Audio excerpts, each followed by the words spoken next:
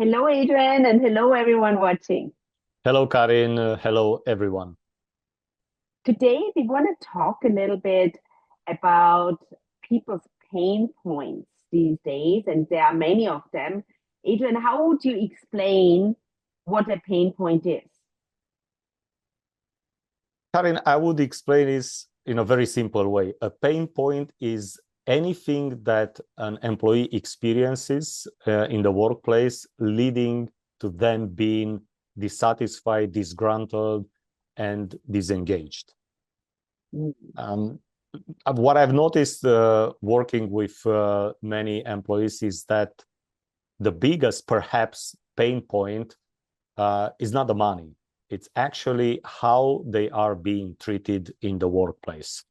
Many of them feel they are mistreated, feel that they are not being heard. There is a lack of miscommunication between shifts, between the employees, their managers, and so on. So I would say that the biggest point nowadays is how employees are being mistreated.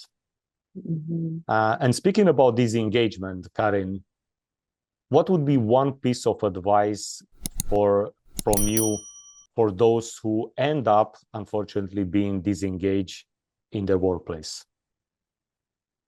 Yeah, the advice would be very simple and actually something that I have always lived by, which is love it, leave it, or change your perspective. So why do I say this? I think many people become complacent and very content where they at.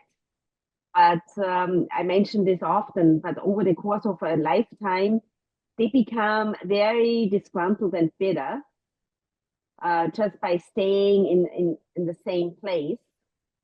So it's about looking at yourself, taking different actions. Possibly you may have to leave the company.